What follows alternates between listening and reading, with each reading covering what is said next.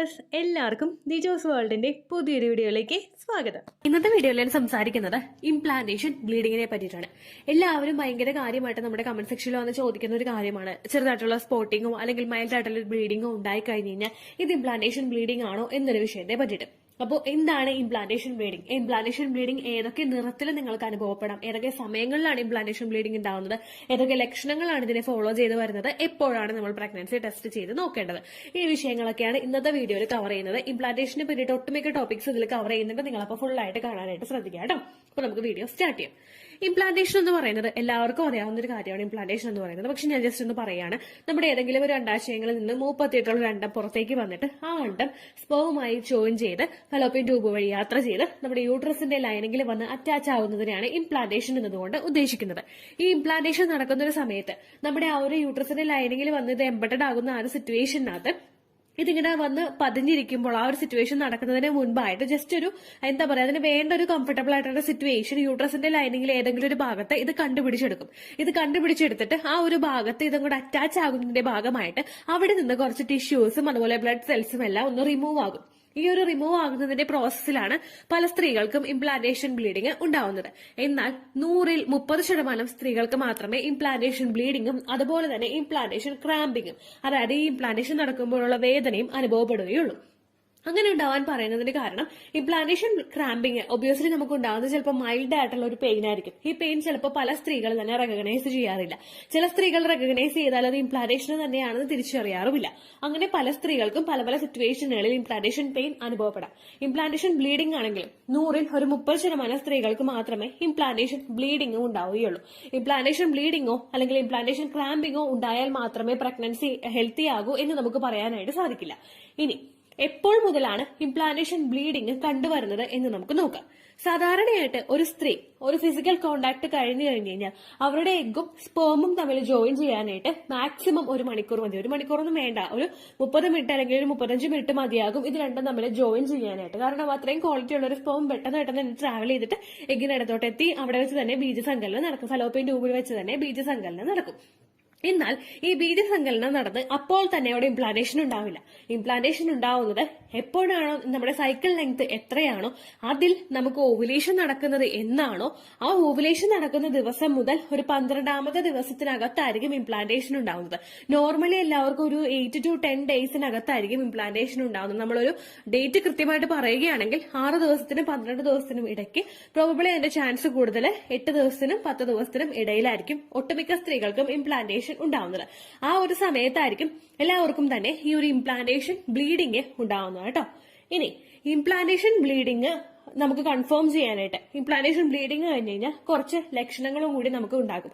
Implantation എന്നൊരു process അവിടെ നടന്നു കഴിഞ്ഞ് കഴിഞ്ഞാൽ നമ്മുടെ അവിടെ പ്ലാസന്റ പ്രൊഡ്യൂസ് ആകും. പ്ലാസന്റ പ്രൊഡ്യൂസ് ആയിട്ട് HCG ഹോർമോൺ പ്ലാസന്റയിൽ നിന്ന് ഡെവലപ്പ് ആകും. പ്രൊജസ്ട്രോൺ ഹോർമോണിന്റെ ഹൈക്ക് ഉണ്ടാകും. ഇതെല്ലാം കൊണ്ട് ഒട്ടുമിക്ക പ്രഗ്നൻസി ലക്ഷണങ്ങളും പലർക്കും ഉണ്ടാകും. നമ്മുടെ വയറിന്റെ ഭാഗത്താണെങ്കിലും കുത്തുന്നത് പോലെ കൊളുത്തി വലിക്കുന്നത് പോലുള്ള ഒരു വേദന, വയറിന്റെ ഭാഗത്ത് തുടിപ്പ് അനുഭവപ്പെടുക, വയറൊന്ന് ഹാർഡായ പോലെ തോന്നുക, നമ്മുടെ ബ്രസ്റ്റിന്റെ ഭാഗത്ത് ചേഞ്ചസ് ഉണ്ടാവുക, നിപ്പിളിലെ കളറിലെ വ്യത്യാസം വരിക, ബ്രസ്റ്റ് തൊടുമ്പോൾ തന്നെ വേദനയുണ്ടാവുക, ബാക്ക് പെയിൻ അനുഭവപ്പെടുക, കാലുവേദന ഉണ്ടാവുക, ഗ്യാസ് ട്രബിൾ പോലുള്ള ബുദ്ധിമുട്ടുകൾ ഉണ്ടാവുക, ഇതെല്ലാം ഒട്ടുമിക്ക സ്ത്രീകളിലും ഇംപ്ലാന്റേഷൻ നടക്കുന്ന ആ ഒരു സമയത്ത് ഉണ്ടാകുന്ന പ്രധാനപ്പെട്ട പ്രഗ്നൻസി ലക്ഷണങ്ങളാണ്. ഈ ലക്ഷണങ്ങൾ ഉണ്ടെങ്കിലും ഈ ലക്ഷണങ്ങൾ ഇല്ലെങ്കിലും നിങ്ങൾക്ക് പീരിയഡ്സ് മിസ് ആകുന്നുണ്ട് എങ്കിൽ നിങ്ങൾക്ക് പ്രഗ്നൻസി ടെസ്റ്റ് ചെയ്ത് നോക്കാവുന്നതാണ്. കാരണം ഒട്ടുമിക്ക സ്ത്രീകൾക്കും പ്രഗ്നൻസിയുടെ കാട്ടുള്ള ലക്ഷണങ്ങൾ ഇല്ലാതെ തന്നെ പ്രഗ്നൻസി പോസിറ്റീവ് ആകുന്നുണ്ട് ഈ ഒരു സമയത്തൊക്കെ. അപ്പൊ അതുകൊണ്ട് തന്നെ ലക്ഷണങ്ങൾ ഇല്ലെങ്കിലും നിങ്ങൾ വിഷമിക്കേണ്ട. പീരിയഡ്സ് മിസ് ആയതിനു ശേഷം നിങ്ങൾ പ്രഗ്നൻസി ടെസ്റ്റ് ചെയ്ത് നോക്കുക. ഇനി ഏതൊക്കെ നിറങ്ങളിലാണ് ഇംപ്ലാന്റേഷൻ ബ്ലീഡിംഗ് ഉണ്ടാകുന്നത് എന്ന് നമുക്ക് നോക്കാം. ഒരുപാട് പേര് അവർക്ക് സ്പോട്ടിംഗ് ഇടയ്ക്കിടയ്ക്ക് വരുമ്പോഴേക്കും ഇന്ന കളറ് പറഞ്ഞിട്ട് ഇത് ഇംപ്ലാന്റേഷൻ ബ്ലീഡിംഗ് ആണോ എന്ന് ചോദിക്കാറുണ്ട്. ഇംപ്ലാന്റേഷൻ ബ്ലീഡിംഗ് നമുക്ക് പൊതുവെ ഉണ്ടാവുന്നത് ഒന്നുകിൽ ലൈറ്റ് പിങ്ക് ആയിട്ടുള്ള ഒരു കളറില്, പിങ്ക് എന്ന് പറയുന്നത് നമുക്ക് തെളിഞ്ഞ ഒരു കളർ പോവില്ലേ, നമുക്ക് പീരിയഡ്സ് ആകുന്ന സമയത്ത് ചിലപ്പോൾ ഒരു സ്റ്റാർട്ടിംഗ് സ്റ്റേജിൽ മൈൽഡ് ആയിട്ടുള്ള ഒരു ബ്ലീഡിംഗ് നമുക്ക് തുടങ്ങുന്ന ഒരു സമയത്ത് ലൈറ്റ് ആയിട്ടുള്ള ഒരു കളറിൽ നമുക്ക് രക്തത്തിന്റെ അത്രയും കട്ടിയുള്ള കളർ, അതായത് സെക്കൻഡ് ഡേയും തേർഡ് ഡേയും ഉണ്ടാകുന്ന കളറിനെ അപേക്ഷിച്ചിട്ടല്ല ലൈറ്റ് ആയിട്ടുള്ള ഒരു ബ്ലീഡിങ് നമുക്കുണ്ടാകും. വാട്ടറി ആയിട്ടുള്ള ഒരു ഒരു സ്പോട്ടിംഗ് ആയിരിക്കും നമുക്ക് അനുഭവപ്പെടുന്നത്. ഇനി ചില സ്ത്രീകളിൽ കുറച്ചങ്ങോട്ട് ഡാർക്ക് ആയിട്ടുള്ള ഒരു ബ്ലഡ് പോകാനായിട്ട് സാധ്യതയുണ്ട്. അതായത് കട്ടിയായിട്ട് തന്നെ ബ്ലഡ് പോകാനായിട്ട് സാധ്യതയുണ്ട്. നമുക്ക് പീരിയഡ്സിന്റെ സെക്കൻഡ് ഡേയോ അല്ലെങ്കിൽ തേർഡ് ഡേയോ ഉണ്ടാകുന്നത് പോലുള്ള ബ്ലീഡിങ്ങും നമുക്ക് അനുഭവപ്പെടാറുണ്ട്. മൂന്നാമതായിട്ട് നമുക്ക് ആ ഒരു ഇംപ്ലാന്റേഷൻ ബ്ലീഡിങ് പലർക്കും ഉണ്ടാകുന്നത് നിങ്ങളിൽ ലെഫ്റ്റ് ഓവർ ബ്ലഡ് ഉണ്ടാവില്ലേ? അതായത് നമുക്കിപ്പോ ഒരു പീരിയഡ്സ് ഉണ്ടായിട്ട് അതിൽ പോയി തീരാത്ത ബ്ലഡ് ഉണ്ടാവുമല്ലോ. ചിലപ്പോൾ നമുക്ക് അതുപോലെ തന്നെ പീരിയഡ്സ് തുടങ്ങിയിട്ട് പീരിയഡ്സ് അവസാനിക്കുന്ന ഭാഗത്ത് നമുക്കൊരു ബ്രൗൺ കളറിലോ അല്ലെങ്കിൽ ബ്ലാക്ക് കളറിലോ ആയിട്ടുള്ള കുറച്ച് അഴുക്ക് പോവാന്ന് പറയില്ലേ, ആ ഒരു തരത്തിലുള്ള ഒരു ബ്ലീഡിങ്ങും നമുക്ക് അനുഭവപ്പെടില്ലേ? അങ്ങനെയുള്ള ഒരു ബ്ലീഡിങ്ങും നമുക്ക് ഇംപ്ലാന്റേഷൻ നടക്കുന്ന സമയത്ത് ഉണ്ടാകുമെന്ന് ഡോക്ടേഴ്സ് പറയുന്നുണ്ട്. ഈ ഒരു ബ്ലീഡിങ് നമുക്ക് ഉണ്ടാകാനായിട്ടുള്ള കാരണം എന്ന് പറയുന്നത് നമ്മൾ ആ ഒരു ഇംപ്ലാന്റേഷൻ നടന്നു കഴിഞ്ഞിട്ട് ആ യൂട്രസിന്റെ ലൈനിങ്ങിൽ ഇത് അറ്റാച്ച് ആകുമ്പോഴേക്കും അവിടെ പറ്റിപ്പിടിച്ചിരിക്കുന്ന ആ ഒരു സമയത്ത് ഉണ്ടാവുന്ന ആ ഒരു സെൽസിന്റെ കൂടെയും ബ്ലഡ് സെൽസിന്റെ കൂടെയും ടിഷ്യൂസിന്റെ കൂടെയും ഇതിങ്ങനെ ബ്ലഡ് ആയിട്ട് ഇങ്ങനെ പുറത്തേക്ക് ബ്ലീഡിംഗ് ആയിട്ട് പുറത്തേക്ക് വരുമ്പോഴേക്കും സെർവിക്സിന്റെ ഭാഗത്ത് കഴിഞ്ഞ തവണത്തെ ആ പീരിയഡ്സിൽ അവശേഷിച്ചിട്ടുള്ള ലെഫ്റ്റ് ഓവർ ആയിട്ടുള്ള ബ്ലഡ് അവിടെ കിടന്ന് അതിന് നിറം മാറ്റം സംഭവിച്ചിട്ട്, അതായത് നോർമലി ഉണ്ടാകുന്ന ബ്ലഡിന്റെ കളറിന് നിറം മാറ്റം സംഭവിച്ചിട്ട് അത് ബ്രൗൺ നിറത്തിൽ ആകാറുണ്ട്. അതുകൊണ്ട് തന്നെ ചില സ്ത്രീകളിൽ ബ്രൗൺ കളറിലോ അല്ലെങ്കിൽ ഡാർക്ക് ബ്ലാക്ക് കളറിലോ സ്പോട്ടിങ്ങോ അല്ലെങ്കിൽ മൈൽഡ് ആയിട്ടുള്ള ഒരു ബ്ലീഡിങ്ങോ ഇംപ്ലാന്റേഷൻ നടക്കുന്ന സമയത്ത് ഉണ്ടാവാറുണ്ട്. ഇനി നമ്മുടെ പീരിയഡ്സ് ആണോ ഇംപ്ലാന്റേഷൻ ആണോ എന്ന് നമുക്ക് ഡിഫറൻഷിയേറ്റ് ചെയ്യാനായിട്ട് സാധിക്കുന്നത് നോർമലി എല്ലാ സ്ത്രീകളിലും ഉണ്ടായിരുന്നത് അവർക്ക് മൈൽഡ് ആയിട്ടുള്ള വളരെ മൈൽഡ് ആയിട്ടുള്ള സ്പോട്ടിംഗ് ആയിരിക്കും ഉണ്ടാവുന്നത്.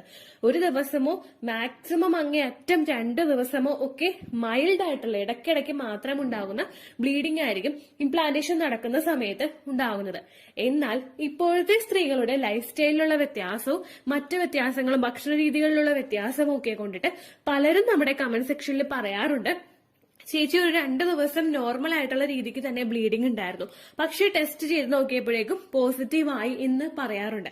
ഓരോരുത്തരുടെ ജീവിത രീതിയും ഓരോരുത്തരുടെ ശരീരഘടനയും വ്യത്യാസമായതുകൊണ്ട് ഇത്തരത്തിലുള്ള വ്യത്യാസങ്ങളും നമ്മൾക്കിപ്പോ കുറച്ച് തവണയായിട്ട് ഒരുപാട് പേര് കമന്റ് സെക്ഷനിൽ വന്ന് പറയാറുണ്ട്.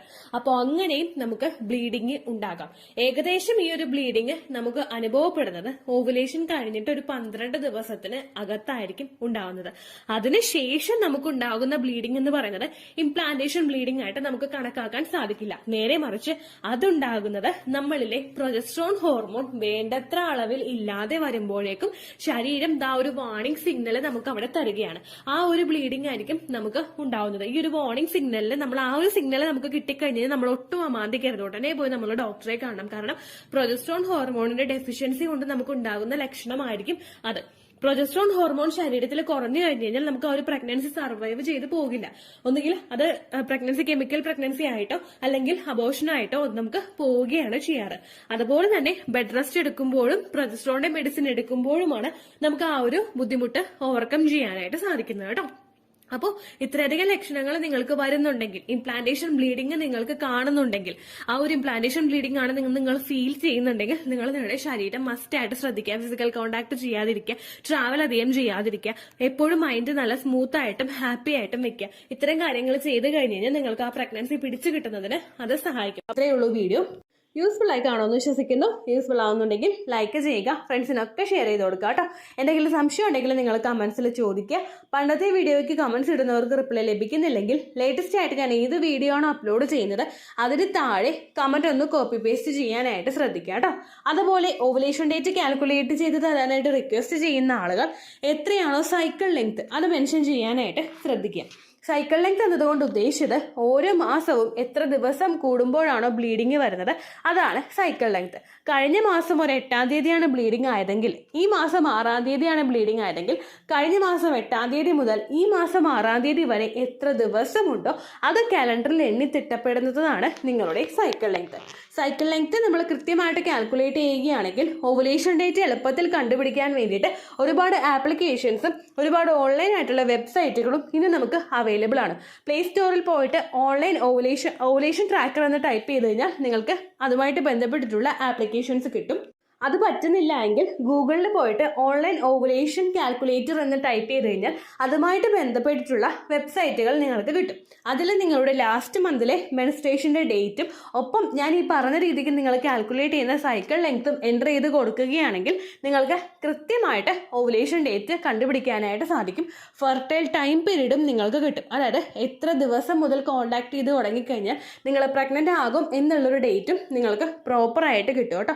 ഇത് കാൽക്കുലേറ്റ് ചെയ്യുന്ന സമയത്ത്, സൈക്കിൾ ലെങ്ത് കാൽക്കുലേറ്റ് ചെയ്യുന്ന സമയത്ത് നിങ്ങളുടെ ആ ഒരു കലണ്ടറിൽ നോക്കി തന്നെ നിങ്ങൾ കാൽക്കുലേറ്റ് ചെയ്യുക. പല മാസങ്ങളിലും 30-31 ദിവസമുണ്ട്, അതുകൊണ്ടാണ് അങ്ങനെ പറഞ്ഞത്. ഒപ്പം നിങ്ങൾക്ക് ബ്ലീഡിങ് തുടങ്ങിയ ദിവസത്തിന് വേണം നിങ്ങൾ Day 1 ആയിട്ട് എടുക്കാൻ വേണ്ടിയിട്ട്.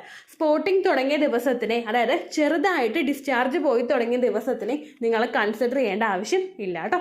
അപ്പോൾ ഇത്രയേ ഉള്ളൂ വീഡിയോ. അടുത്തൊരു വീഡിയോ ആയിട്ട് നമുക്ക് വീണ്ടും കാണാം. ബൈ.